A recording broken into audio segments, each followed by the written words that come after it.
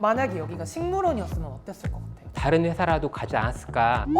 네, 저는 아모레퍼시픽을 위해서 태어난 사람입니다. 구용섭이라는 인물의 별명인가요? 매력적으로 보일지까지 이거 골라내기도 힘들었겠다. 태평양에서 아모레까지? 이어지는 헤리티지는 근데 전혀 모르겠어요. 오늘은 태평양부터 아모레까지 그 첫 번째 에피소드 연구소 편입니다.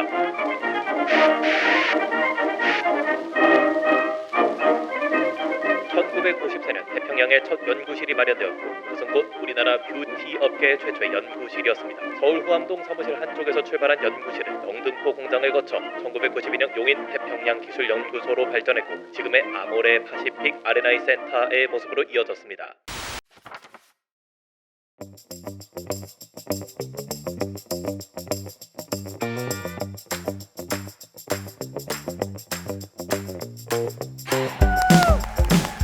자기소개 한 번씩만 부탁드리겠습니다. 여기요. 네. 안녕하세요. 저는 헬스케어 1랩에서 근무를 하고 있는 김수환입니다. 제가 담당하는 제품으로는 이 앞에 보시는 명작수 골드를 포함해서 또 명작수 천, 명작수 녹, 명작수 활 이런 제품들을 지금 담당하고 있고 개발하고 있습니다.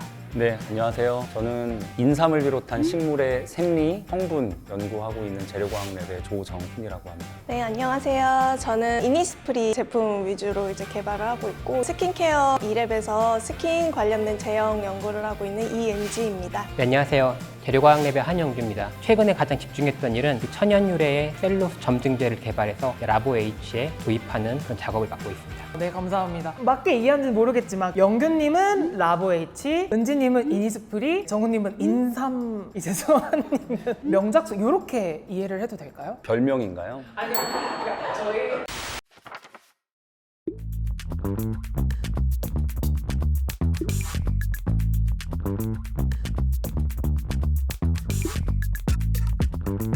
자, 이제부터 본격적으로 태평양부터 아모레까지 이어지는 헤리티지에 대한 이야기를 진행해 볼 건데요. 이 과거로부터 이어져온 아모레 퍼시픽의 헤리티지가 현재는 어떻게 실현되고 있는지 구성원분들의 생각은 어떠한지에 알아보도록 하겠습니다. 자, 그럼 첫 번째 퀴즈 바로 나가겠습니다. 지금의 용인연구소 부지는 원래 아모레 퍼시픽의 식물원을 짓고자 준비된 땅이었다. 준비되셨죠? 하나, 둘, 셋! 빠밤 이거 뭐? 빠밤빰. 정답은 O입니다. 어떻게 된 일이죠? 저희 굉장히 쉬운 거라고 생각을 했는데 만약에 여기가 식물원이었으면 어땠을 것 같아요? 저는 되게 좋았을 것 같아요. 제가 몇몇 환경에서 연구 생활을 해봤었는데 이게 못 나가더라도 밖에 넓은 공간이 있고 볼 수 있는 때랑 그게 아닐 때랑 정말 큰 차이더라고요. 저는 그 다른 데 있다가 세미나를 한번 하러 왔다가 여기 공간이 너무 마음에 들어서 입사하기로 마음먹었었거든요. 그때 당시에는 그 미국 연구소에 있었는데 굉장히 트여 있었어요. 귀국하자마자 계속 답답하게 도심을 지나다가 여기 와서 딱 들어오는 순간 여기 너무 괜찮다. 딴 건 모르겠는데 이런 환경이 우리나라에 있을 수는 없다라고 생각했어요. 자, 정답을 맞추신 분들한테는 저희가 드렸죠. 자, 박수 한 번만 들어주세요.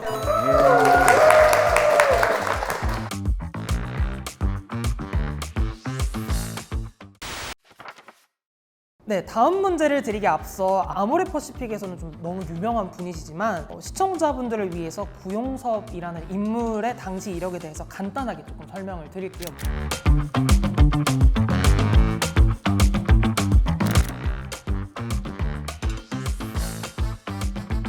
최초의 타이틀이 많으신 분이구나라는. 왠지 그분이 생기고 회사 연구소가 생겼다고 하니까 만약 그분이 영입 제안을 고사했거나 했으면 저희도 여기 없었을 것 같기도 하고요. 그러면 구용섭님처럼 연구직을 계속 하고 계신 거잖아요. 연구원이 된 계기가 따로 있으실까요? 물리학을 하면서 평생 연구를 하면 정말 즐겁게 할 수 있을까 그런 고민이 좀 시작되긴 했어요. 제가 1년 정도 쉬자고 하고 스웨덴에 교환학생을 간 적이 있는데 거기서 제가 아는 친구가 화장품 회사 좀 큰 대기업에서 인턴을 하다 온 애가 있었어요. 물리 쪽으로 굉장히 연구를 하는 사람이 많고 그런 길이 있다는 걸 듣고 이거 좀 괜찮다라고 생각돼서 그 이후에 뭐 석사 박사 학위를 그 화장품하고 좀 관련이 있는 그 연구를 계속 해왔습니다. 만약에 제가 아모레에 들어와 있지 않더라도 언제 한 번은 다른 회사라도 가지 않았을까. 다른 회사 같은 저는 처음에 이제 대학교 진학을 공대 쪽으로 갔는데 대부분 공대들이 이제 남성 회사 쪽으로 많이 치우쳐 있잖아요. 근데 저는 화장품에도 원래 관심이 있었고 약간 좀 더 여성이 많은 그런 회사를 알아보고 있었어요. 그래서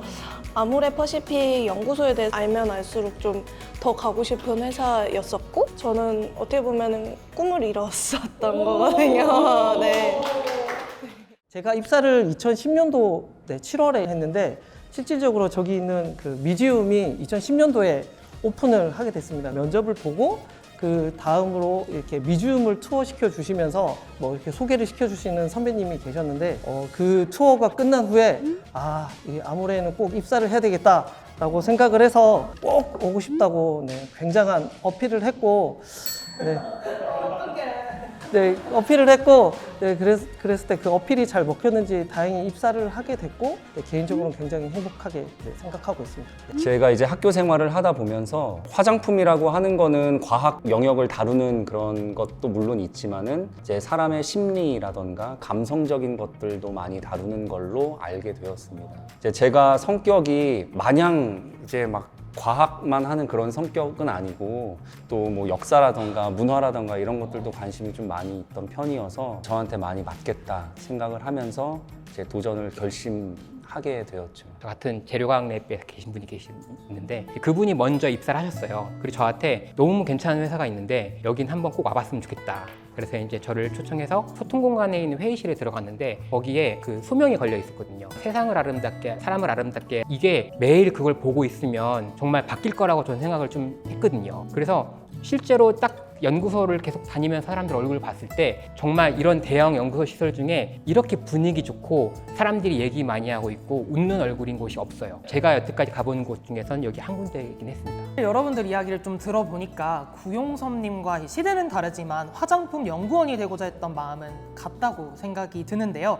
그렇다면 여기서 이제 문제를 드리겠습니다. 구용섭님의 주요 개발 제품이 아닌 것은 다음 중 어떤 것일까요? 잘 들어주세요. 1번 구취 제거제, 2번 ABC 인삼크림, 3번 비듬약, 4번 파마약, 5번 코티분 백분. 전혀 모르겠어. 제일 그럴 것 같은 걸 골랐어요. 아니 ABC 인삼크림이 1966년에 나왔어요. 파마약은 했었을 것 같고 5, 4, 3, 2, 1. 빠밤빰빠밤. 정답을 보여주세요. 정답은 없음입니다. 에?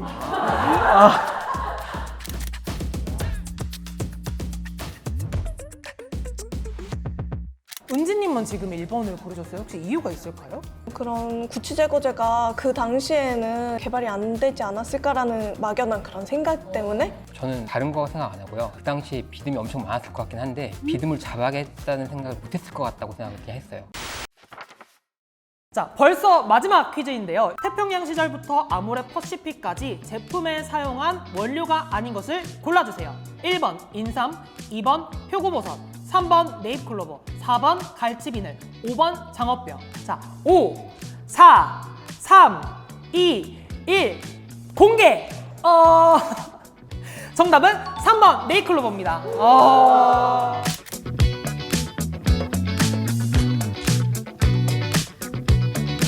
골라내기도 힘들었겠다. 네잎클로버는. 근데 왜 혹시 네잎클로버라고 생각하셨어요?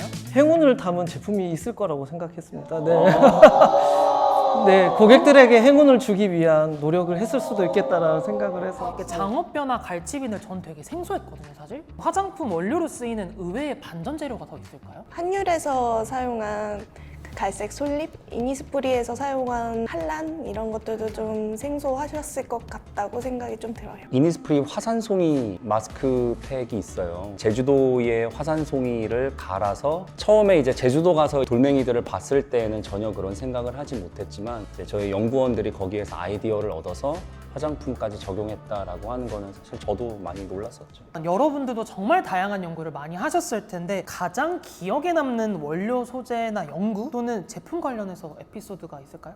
저 같은 경우에는 말씀드렸던 거하고 연관이 있는데 가장 오래 했던 개발이 기억에 남을 수밖에 없는 것 같아요. 점도를 위한 테스트만 5, 6천 번 정도 이상을 한 것 같고요. 샘플을 그만큼 만들었던 거고요. 스케일업을 하는 과정에서 그 프로토타입을 한 번 개발을 하면은 하나가 나오는데 15차까지인가 됐던 것 같아요. 저는 인삼 열매가 좀 생각이 나는데요. 인삼 열매가 사실 굉장히 보기가 힘듭니다. 한 밭 기준으로 7월에 딱 한 주 정도만 딱 보실 수 있고 그 정도로 보기가 힘든 그런 귀한 원료인데 이런 특성을 가지다 보니까 제품화까지 연결하는 소재화 공정이 굉장히 힘듭니다. 이 원료의 표준화나 원료의 이제 안정성이나 이런 것들이 잘 안 맞기 때문에 세팅하는 과정이 오래 기간이 걸렸고, 그거를 위해서 매년 여름마다 인삼밭이나 거점이라고 해서 이렇게 인삼 열매를 모으는 곳에도 가고 하면서 그런 에피소드들이 있습니다. 마무리를 지어가는 타이밍에 한번 질문을 더 드려보려고 하는데요. 그 연구원분들이 지키고 싶다고 생각하는 신념이나 철학 얘기도 들을 수 있을까요? 안심감?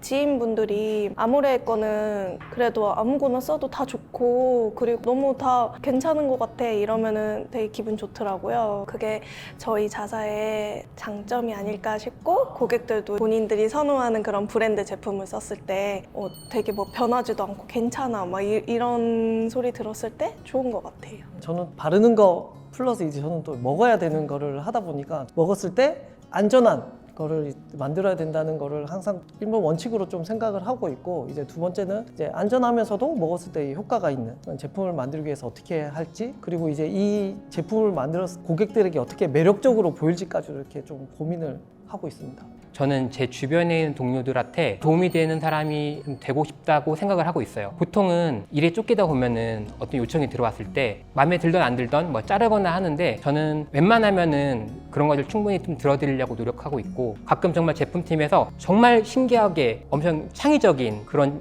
아이디어를 들고 오시면서 자기가 보기엔 이게 엄청 좋은 생각일지 모르겠는데 한번 이런 것 좀 생각해 봐달라. 저는 거기서 굉장한 인사이트를 얻고 있거든요. 제가 도와주고 있다고 생각을 했는데 저도 지금 계속 도움을 받으면서 조금씩 딴 분들한테 조금 도움이 됐으면 좋겠습니다. 저도 좀 도와주세요. 많이 도와주세요. 힘들어 죽겠어요. 제가 아모레퍼시픽에서 인삼 연구를 하는데 오랜 시간 동안 지금 함께 하고 있어요. 저희가 그렇게 오랫동안 한 30년 넘게 인삼 연구를 계속 해오고 있는 데 있어서 굉장히 큰 자부심을 느끼고 있고, 제가 그 일원이라고 하는 데에도 굉장히 좀 동기부여가 많이 됩니다. 네, 지금까지 태평양부터 아모레까지 다양한 이야기를 나눠봤는데요. 이야기를 하다 보니까 과거와 현재가 비슷한 가치를 좀 공유를 하고 있다라는 생각이 들었습니다. 우리에게 DNA처럼 내려온 변치 않는 그 한 가지가 유산, 즉 헤리티지라고 말할 수 있을 것 같아요. 현재 여러분들이 일을 하시면서 느낀 태평양부터 아모레까지 이어진 헤리티지는 어떤 것이 있을까요? 태평양에서 아모레까지 이어지는 헤리티지는 빠밤빰빠밤 인삼이다. 이거 예상한 답변이어서 죄송스럽기는 한데, 저는 아모레퍼시픽을 위해서 태어난 사람이니까. 근데 이제 우리가 유산 헤리티지라고 말을 하려면 단순히 오랜 시간 역사만 있어서는 되는 건 아닐 거예요. 이제 우리 회사가 동백기름에서 시작해서 인삼 연구 굉장히 오래되었는데, 지금까지 단순히 오랫동안만 이제 연구하는 걸로 끝나는 게 아니라 우리 회사에 있는 많은 임직원들, 그다음에 나아가서 이제 국내외 고객들이 인삼의 가치를 인지하고 또 인삼이 굉장히 화장품적으로도 좋다, 그러한 가치들을 서로가 공감할 수 있는 단계가 되어서야 이제 진정한 헤리티지라고 저는 생각을 하고 있거든요. 그냥 헤리티지는 인삼이다가 아니고 앞으로 우리가 헤리티지는 인삼으로 가야 한다, 뭐 이렇게 조금.